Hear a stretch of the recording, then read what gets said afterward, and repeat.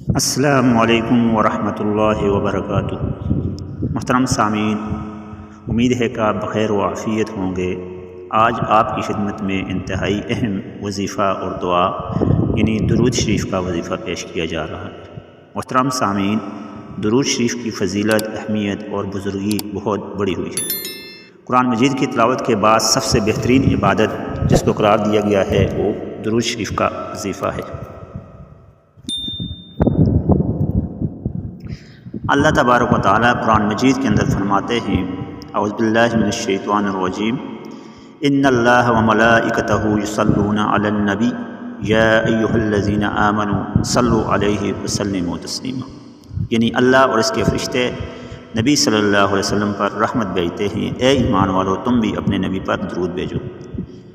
نبی کریم صلی اللہ علیہ وسلم فرماتے ہیں کہ جو شخص مجھ پر ایک مرتبہ درود بھیجتا ہے، اللہ تعالیٰ اس پر 10 رحمتیں نازل فرماتا ہے اور اس کے گناہ معاف ہو جاتے ہیں، 10 درجے بلند ہو جاتے ہیں۔ ایک اور روایت میں ذکر ہوا کہ جو ایک بار نبی پر درود بھیجتا ہے تو اللہ اور اس کے فرشتے اس پر 70 رحمتیں بھیجتے ہیں۔ حضرت ابی بن کعب رضی اللہ تعالیٰ عنہ نے فرمایا کہ اے اللہ کے رسول، میں اپنی دعا کا ایک تہائی حصہ درود کو ہی بناتا ہوں۔ آپ صلی اللہ علیہ وسلم نے فرمایا اگر اس سے بھی زیادہ کرو گے تو افضل ہوگا۔ حضرت ابی بن کعب رضی اللہ تعالیٰ عنہ نے فرمایا 2/3 کرتا ہوں۔ فرمایا اگر اس سے بھی زیادہ کرو گے تو افضل ہوگا۔ جبکہ حضرت ابی بن کعب رضی اللہ تعالیٰ عنہ نے فرمایا میں اپنی تمام دعا کا وقت آپ کے اوپر درود بھیجنے کا مقرر کرتا ہوں۔ تو آپ صلی اللہ علیہ وسلم نے فرمایا اذا یکفیک اللہ امرک من دنیاک و آخرتک، یعنی اس وقت اللہ تعالیٰ تیرے دنیا اور آخرت کی کاموں کو کافی ہوگا۔ سچ یہی ہے کہ درود شریف کی برکت سے دنیا اور آخرت کی مصیبتیں دور ہو جاتی ہیں۔ حضرت شاہ عبد الرحیم صاحب جو والد ماجد شاہ ولی اللہ رحمۃ اللہ علیہ فرماتے ہیں کہ ہم نے جو کچھ بھی پایا وہ درود شریف کی ہی برکت سے پایا۔ نبی کریم صلی اللہ علیہ وسلم نے فرمایا جو میرے اوپر محبت اور شوق سے جتنا درود بھیجے گا میں اس کے لیے قیامت کے دن شفیع و شہید یعنی اس کا گواہ ہوں گا اور 10 غلام آزاد کرنے کا ثواب اس کو ملے گا۔ محترم ناظرین، درود شریف جو ہے وہ متعدد روایات میں متعدد الفاظ کے ساتھ ذکر ہے۔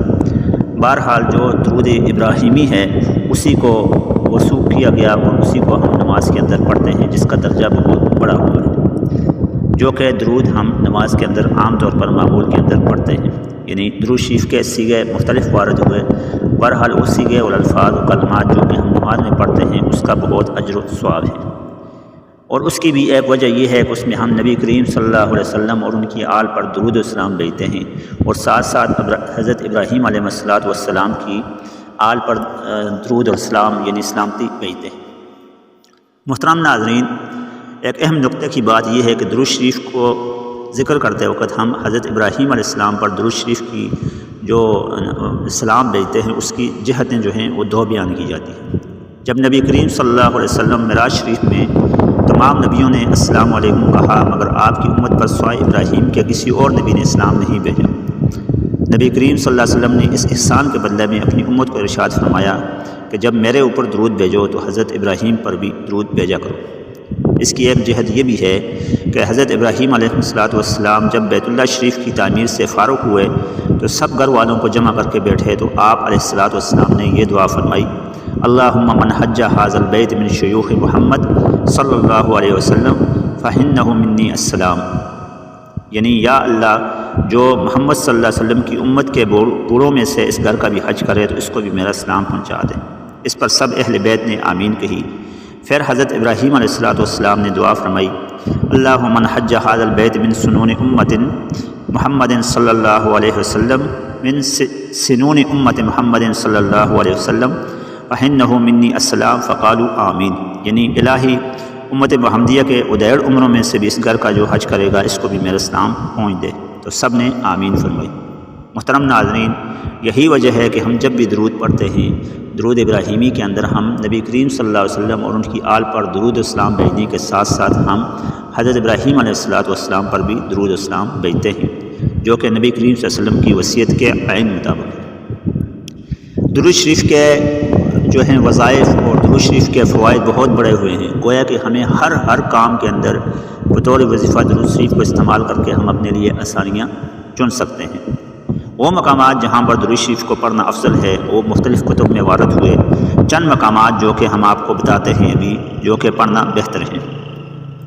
نماز کی تشہد اولیٰ میں امام شافعی کے نزدیک تشہد آخرہ میں بالاتفاق درود شریف پڑھی جاتی ہے۔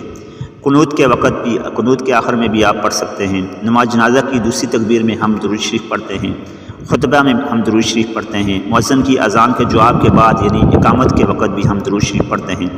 دعا کرتے وقت اول، آخر اور درمیان میں درود شریف پڑھنا بھی بہترین ہے۔